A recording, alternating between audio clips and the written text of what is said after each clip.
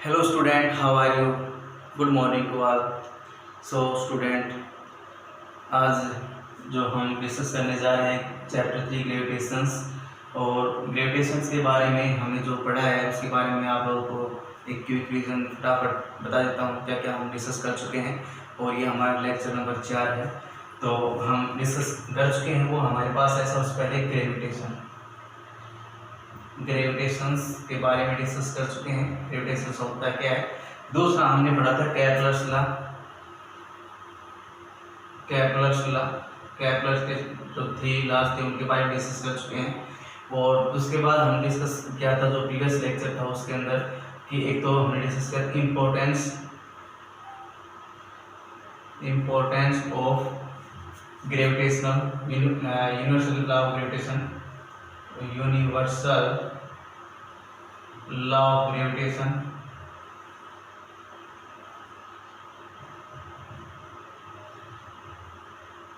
अगर आप लोगों को यहाँ पे ये टॉपिक देखने हो तो आप प्रीवियस वीडियो के अंदर जाके देख सकते हैं। और लास्ट हमने किया था फ्री फॉल और फ्री फॉल के अंदर ही हमने यहाँ पे क्या था acceleration due to gravity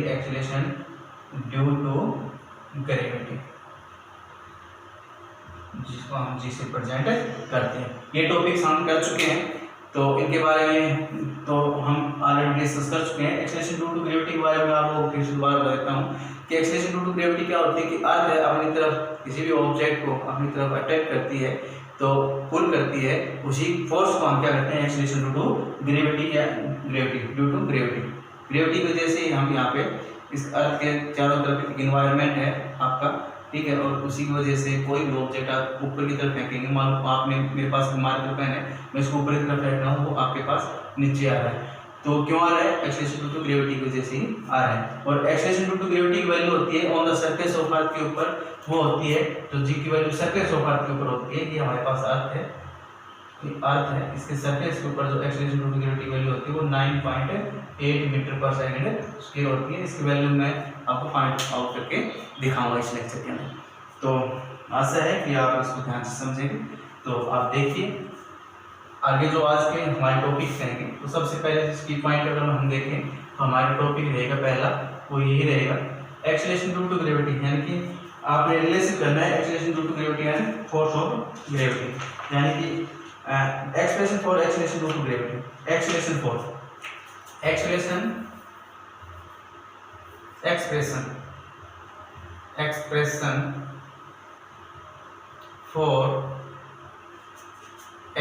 due to gravity,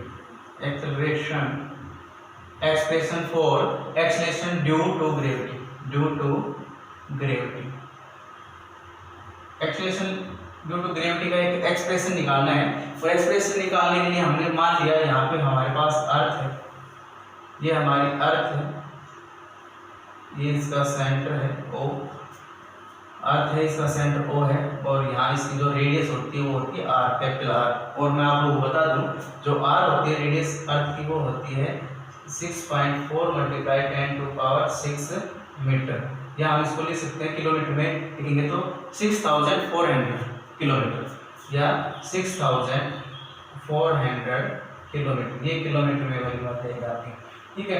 अब क्या करना है हमें यहाँ पे वैल्यू निकालनी। मान लो मेरे पास कोई ऑब्जेक्ट है वो यहाँ पे रखा हुआ है, कोई ऑब्जेक्ट है ये यहाँ अर्थ सरफेस पे रखा हुआ है, इसका जो मास आपके पास कैपिटल एम है, जो मास है अर्थ का वो कैपिटल एम है और ऑब्जेक्ट उसका मास है स्मॉल है, ऑब्जेक्ट उसका मास क्या रहेगा आपका स्मॉल। अब इसमें दो केस लगेंगे, यहाँ पे देखो ये अर्थ है ये ऑब्जेक्ट है, ये एक दूसरे के क्या कर रहे हैं फोर्स ऑफ अट्रैक्ट कर रहे हैं, फोर्स ऑफ अट्रैक्शन हो रहा है इनके बीच में। तो हमने न्यूटन्स यूनिवर्सल लॉ पढ़ा था according to universal law of Newton's या Newton's law of universe, according to Newton's universal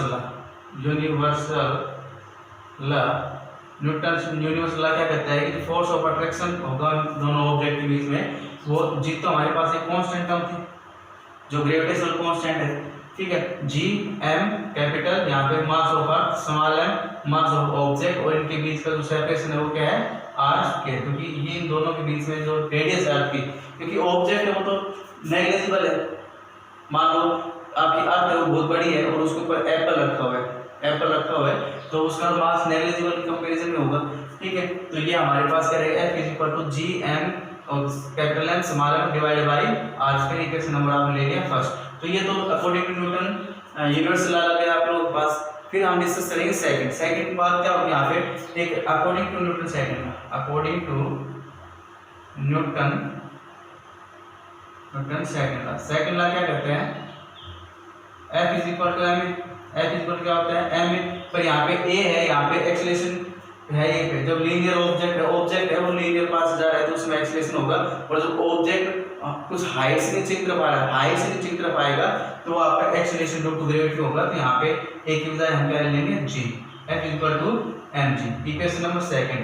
अब from equation first and second compare कर लो, from equation first and second, equation first और सेकंड को जब left hand side equal है दोनों की राइट हैंड साइड क्या होगी इक्वल, तो हमने क्या कर दिया mg संभाल लेंगे यहाँ पे, क्योंकि इसकी बात कर रहा हूँ मैं सिर्फ ऑब्जेक्ट की, क्योंकि किस ऑब्जेक्ट से ऑब्जेक्ट खींचा हुआ है, ठीक है, किस फोर्स से, mg equal to capital G capital M small m upon r square. अब स्मॉल m से स्मॉल m कट गया, तो यहाँ पे आप देखेंगे कि जो g की वैल्यू आएगा आप लोगों के पास वो आएगी g m कैपिटल और कैपिटल R स्क्वायर, ये आपका एक्सप्रेशन आएगा। ये आपका क्या आएगा, which is the required expression for acceleration due to gravity, which is required expression, which is required expression, which is required expression acceleration due to gravity, acceleration due to gravity, acceleration due to gravity का ये आपके पास acceleration due to gravity का एक acceleration due to gravity, acceleration due to gravity का एक required expression आता है, इससे required expression acceleration due to gravity. ये आपका g कैपिटल M, देखो यहाँ पे देखेंगे g small g capital G M और R का स्क्वायर, यहाँ पे ये है एक्सेलरेशन ड्यू टू ग्रेविटी, ये एक्सेलरेशन ड्यू टू ग्रेविटी, ये आपका gravitational constant universal gravitation constant, और g की जो वैल्यू होती है यहाँ पे, जो g होता है उसकी वैल्यू होती है 6.67 मल्टीप्लाई 10 टू पावर माइनस का 11 और newton metre square KG minus 2, newton metre square KG minus 2 होती है, न्यूटन मीटर स्क्वायर और केजी माइनस का 2, ये इसकी वैल्यू होती है जो इस स्टैंडर्ड फॉर्म होती है, आप इसको भी याद करेंगे।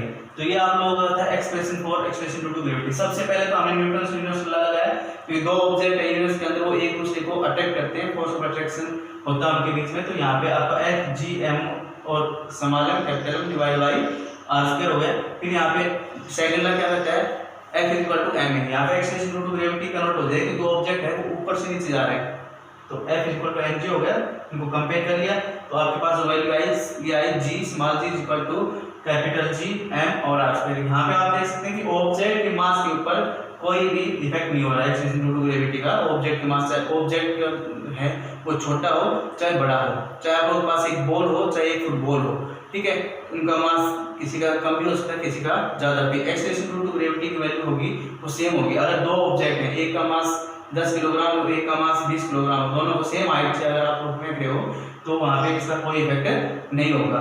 तो इसका मतलब ऑब्जेक्ट है, ऑब्जेक्ट के मास के ऊपर कोई यहाँ पे इफेक्ट नहीं हो रहा है, सब डिपेंड कर रहा है कि मास किसका होना चाहिए, अर्थ का या प्लैनेट्स का, जो हैवी बॉडी है उसका मास के ऊपर डिपेंड करता है। Acceleration due to gravity depends करती है, एक्सेलरेशन ड्यू टू ग्रेविटी जो डिपेंड्स करती है वो भाई आपके पास मास के ऊपर डिपेंड करती है, जो आपका प्लैनेट्स है, मास है, अर्थ है, उसके मास के ऊपर डिपेंड करेगी और उनके रेडियस के उनके डिस्टेंस के ऊपर, ऑब्जेक्ट है उनका कितना डिस्टेंस, इनवर्सली प्रोपोर्शनल तो डिस्टेंस होगी और डायरेक्टली प्रोपोर्शनल क्या होगी, मास होगी। उसके बारे में आप लोगों को यहाँ पे लिख देता हूँ, तो आप लोग देखिए कि acceleration due to gravity on which factor acceleration due to gravity depends. Acceleration due to gravity does not depends on mass of the object of the body.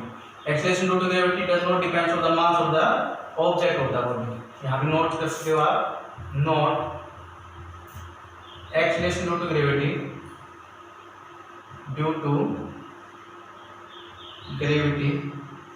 does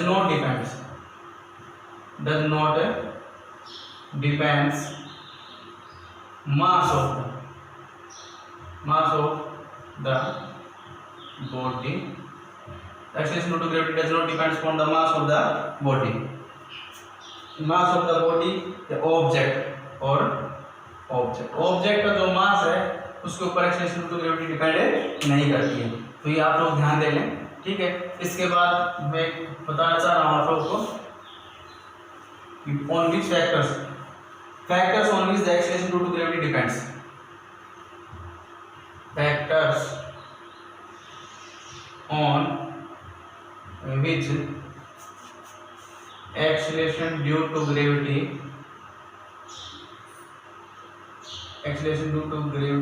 depends. वो कौन कौन से फैक्टर हैं जिस पे acceleration due to gravity depends करती है। तो हमने एक फॉर्मूला लिखा था, बढ़ाया था हमने, जी की वैल्यू होती है वो होती capital G capital M upon R square. ये हम फॉर्मूला ड्राइव कर चुके थे। तो हम डिपेंड किस पर करती है, तो acceleration due to gravity depends on acceleration due to gravity depends on number one acceleration due to gravity तो मास के ऊपर डिपेंड करेगी और एक करेगी आप लोगों के पास डिस्टेंस के ऊपर।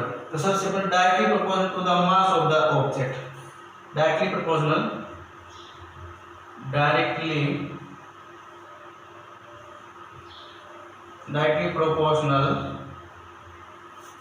To the mass of earth, क्योंकि हमने किसका मास देखा है, अर्थ दी थी, अर्थ का मास। तो acceleration due to gravity depends on directly proportional to the mass of earth के मास के ऊपर डिपेंड करती है डायरेक्ट कौन। और दूसरा आपके पास इनवर्सली प्रोपोर्शनल किसके होगा, inversely proportional to the square of radius of earth. Second आएगा इनवर्सली प्रोपोर्शनल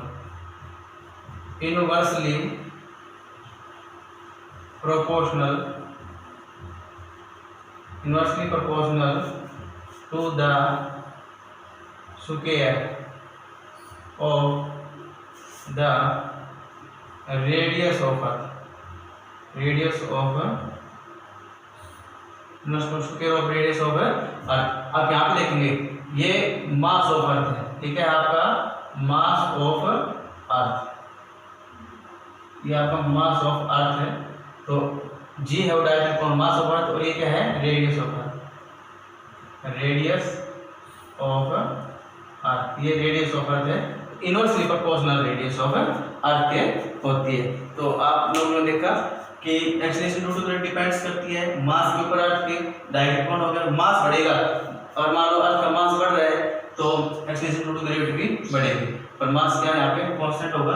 अब रेडियस की बात करेंगे, रेडियस अगर बढ़ेगा तो एक्सेलरेशन ड्यू टू ग्रेविटी भी बढ़ेगी, ठीक है। तो इसी तरह प्लैनेट्स भी होते हैं, अदर प्लैनेट्स होते हैं, उनके ऊपर भी डिपेंड करती है, ठीक है। तो ये आप लोगों के पास आ गया कि एक्सेलरेशन ड्यू टू ग्रेविटी किस किस टर्म्स के ऊपर डिपेंड करती है। अब एक हम इसमें देखेंगे एक्सेलरेशन ड्यू टू ग्रेविटी की वैल्यू हम कैसे फाइंड आउट करेंगे, ये हम देखेंगे अभी।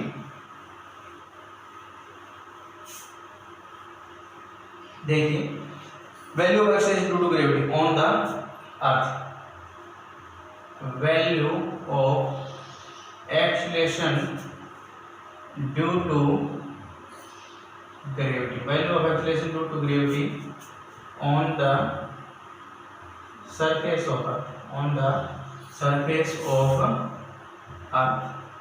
अर्थ के सरफेस पे एक्सेलरेशन ड्यू टू ग्रेविटी की वैल्यू निकालनी है।